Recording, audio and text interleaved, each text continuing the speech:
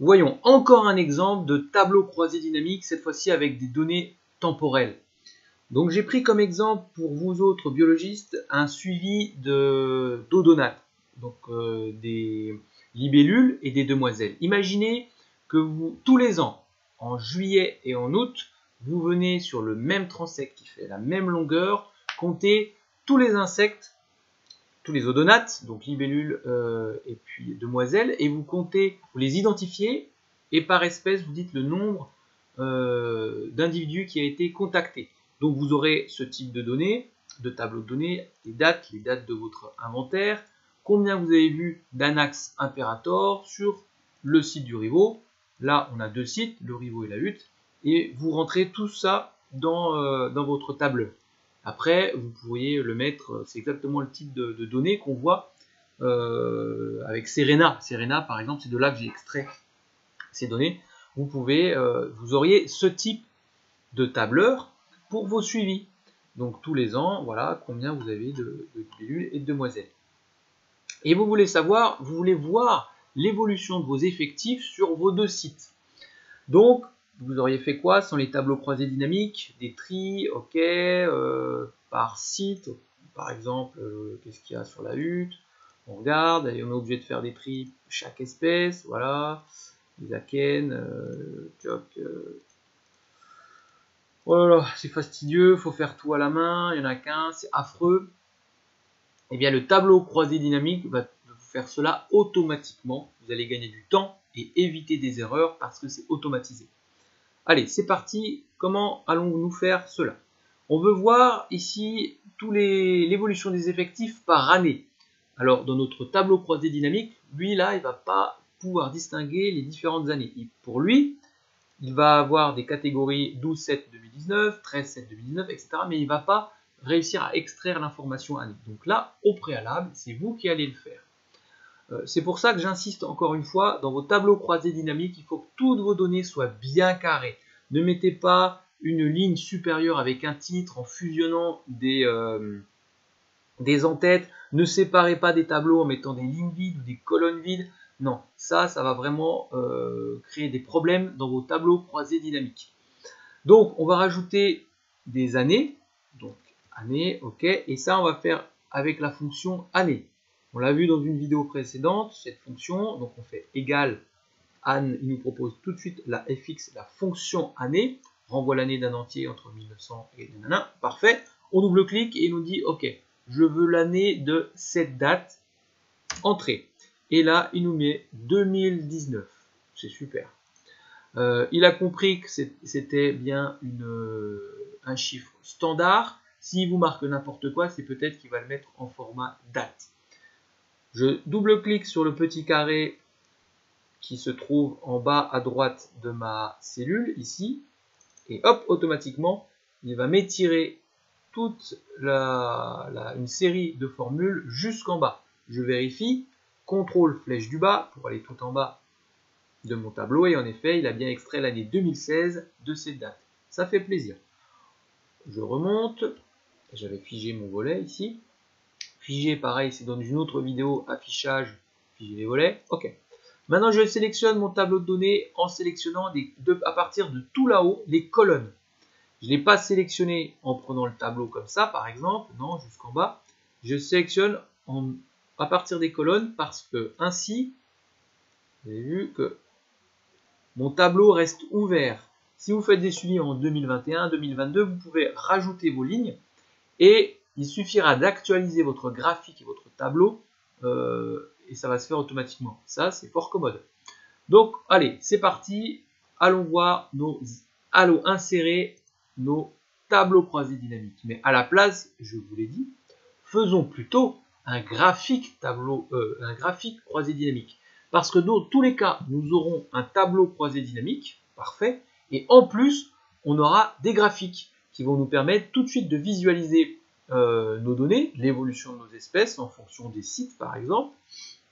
Et in fine, très souvent, c'est ce que vous voulez un graphique pour illustrer votre tableau, donc c'est parfait, d'une pierre, deux coups. Et en plus, ce graphique est évolutif, comme je vous le disais, quand vous rajoutez des données, et vous pourrez faire changer par exemple les sites, éliminer des sites, etc., etc. Donc à la place de faire seulement un tableau croisé dynamique, faites les deux en allant dans graphique croisé dynamique. Je clique et là apparaît la fenêtre de dialogue qui me demande ok, quelles sont tes données? C'est ça, c'est mon tableau qui est ouvert de la colonne A à E. En effet, je vais te la créer sur une nouvelle feuille, c'est ce qu'on veut, parfait. Ok. Et là la nouvelle feuille que je vais appeler graphique croisé dynamique avec l'acronyme. Et là on reconnaît le tableau croisé dynamique et il va nous générer à côté un graphique, ça fait plaisir. Ici vous avez les différents champs de vos données, vos en-têtes de colonne pour faire des synonymes. On a les dates de vos inventaires, les effectifs que vous avez trouvés par espèce et sur chaque site. Et nous, on a créé la nouvelle donnée année. Donc justement, on clique gauche sur année, on le déplace dans axe. Si ça avait été un tableau croisé dynamique seul, il aurait appelé ça ligne, mais c'est la même chose, on le retrouve ici. Si je l'avais mis dans légende, il l'aurait mis en colonne, c'est quand même plus commode ici. Voilà, pour l'instant on n'a pas de données évidemment, mais on a bien distingué l'année 2003, 2004, etc. On peut trier, hein, on va enlever tout de suite ce qui est vide, on n'en a pas besoin. On voit qu'il y a des années, il n'y a pas eu d'inventaire, c'est dommage. Et on va mettre les effectifs qui ont été contactés, observés. Clic gauche sur effectif, je maintiens le clic, je le glisse dans valeur.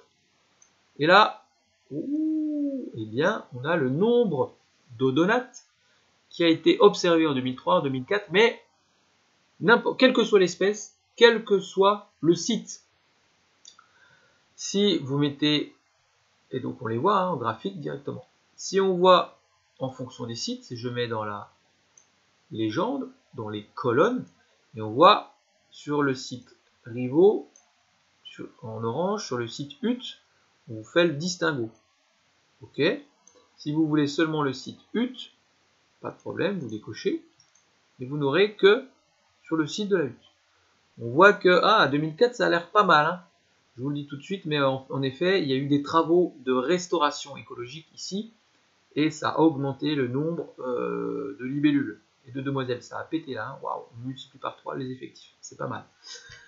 Ok, je renlève le site, parce que ce que je veux voir, c'est que certaines espèces. Donc je vais dans, je sélectionne clic droit, site, voilà, mon site, et je le fais glisser dans colonne.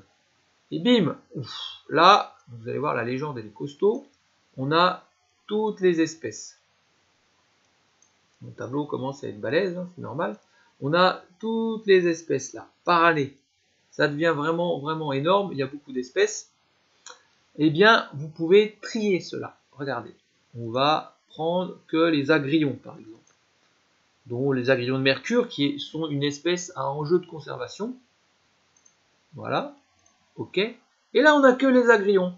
Ah, ça tombe bien. Vous avez vu, après 2012, après les travaux qui ont été faits en 2011, les agrillons de mercure reviennent. Là, il y a eu une sécheresse en 2017. Intéressant. Vous voyez. Donc ça, par contre, c'est sur les deux sites. On veut trier. Eh bien, on glisse les sites dans colonne. Et là, eh bien, il nous dit, ok, mais j'avais sélectionné, j'avais sélectionné seulement HUT. Ah, mais vous voyez, on ne peut pas imbriquer, c'est compliqué. Il vaut mieux mettre cela, si vous voulez faire un filtre de filtre, dans filtre, ici. Et là, vous voyez que vous avez vos sites, un autre filtre avec un filtre avec un menu déroulant, qui vous dit, ok, tu veux quoi? La HUT, le Rivaux, si on clique sur les deux, eh bien, il va nous proposer, il a mélangé les deux. Ah, zut, c'est embêtant. Non, non, je veux vraiment avoir une colonne pour chaque site. Donc là, je le reglisse ici. Tout à l'heure, il n'était pas apparu parce que je n'avais pas décoché Rivaux.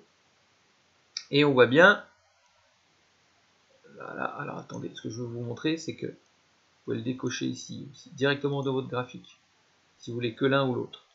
Okay. Et donc, on a les agrillons de mercure qui et l'évolution de leurs effectifs depuis 2003, et on voit qu'après 2011, là où il y a eu les travaux sur les deux sites, ces agrillons commencent à arriver. Là, il y a eu un coup de chaud en 2017, ils n'apparaissent pas, donc ils ont eu un problème. Donc, Parfait. On a nos données ici. Excellent. On a une représentation graphique. Si vous voulez plutôt, vous ne voulez pas des barres d'erreur, vous voulez changer, pas de problème. Vous cliquez droit sur votre graphique. Et ensuite, vous allez dire, en cliquant gauche, que vous voulez modifier le type de graphique. Clic droit. Et là, vous lui dites, je ne veux pas un histogramme, je veux par exemple des courbes. Pas de problème. OK, il vous le propose. Et c'est parfait. Si vous voulez enlever un site, le site où il n'y a pas assez de données, par exemple Privo, eh bien, vous le décochez. Et voilà. Ça fait plaisir, hein. Donc là, vous avez vu, il y a tout. Il y a tout. On veut faire une autre espèce, on ne veut pas l'agrégation de mercure, on retourne dans les filtres étiquettes de colonne. Hop là, tiens, on va ajouter les Anax Imperator là. Grosse idée. Bim. On la rajoute. Puis voilà. Ben, on aura les effectifs des Anax, les effectifs des Agrions. Voilà. Et voilà. Là, il n'y a pas eu de données. Là où il y a eu des travaux, je pense qu'ils ont été perturbés. Et on voit les agréments de mercure. Bref, vous pouvez en rajouter, en enlever. Vous pouvez faire tout ce que vous voulez avec ce tableau de croisée qui est dynamique. C'est ça, vous pouvez à chaque fois changer, enlever, croiser, parce que vous pouvez croiser des informations, enlever des informations. Vous pouvez tout faire. Et comme c'est automatique, ça sera sans erreur. C'est parfait. À vous de jouer. Avant ça, je vais vous montrer que le tableau est dynamique. Imaginons qu'on ait cette fois-ci des données en 2020. Donc je vais rajouter le 11 juillet 2021.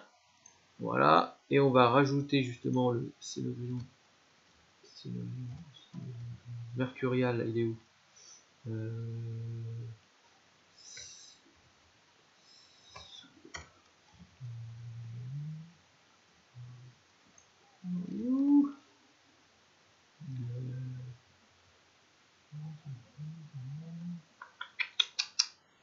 Alors, je vais le retrouver. Voilà. Hop là. Quoi, j'ai mal tapé ou quoi? Allez, j'ai trouvé ici à la hutte, on va dire, seulement. Donc là, automatiquement, vous avez vu, il m'a fait une date 2021.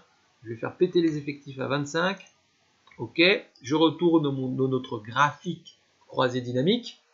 Si je fais clic droit sur le tableau ou sur le graphique et je lui dis actualiser les données,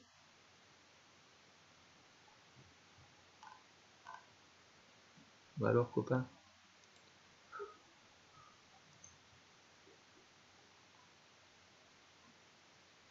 bah oui, il faut bien lui préciser. OK, mais moi tu m'avais pas tout dit, hein. OK, bah rajoute le 2021. OK, on a une ligne qui s'est rajoutée 2021 et on va actualiser aussi ici 2021. Bah alors, pourquoi ils n'apparaissent pas les 25?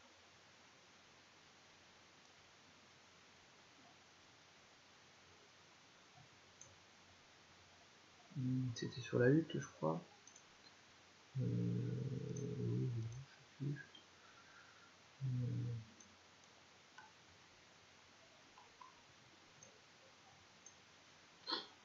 25, Agrion il est bien là. Alors, on va faire que l'Agrion. OK. Il m'embête, il veut pas le rafraîchir. Ah si, c'est bon, il l'a bien mis. Là, on a été jusqu'à 25. Voilà, sur le Rivo, ça s'est arrêté, il n'y a pas de données, mais là, ça s'est réactualisé. Donc, je ne suis pas que faire réactualiser, il faut aussi dire vraiment ce que vous voulez voir apparaître, sinon il ne rafraîchit pas. OK, allez, à vous de jouer avec les données que je vous ai données, ou j'espère, sur vos propres jeux de suivi biologique ou autres. Et voilà.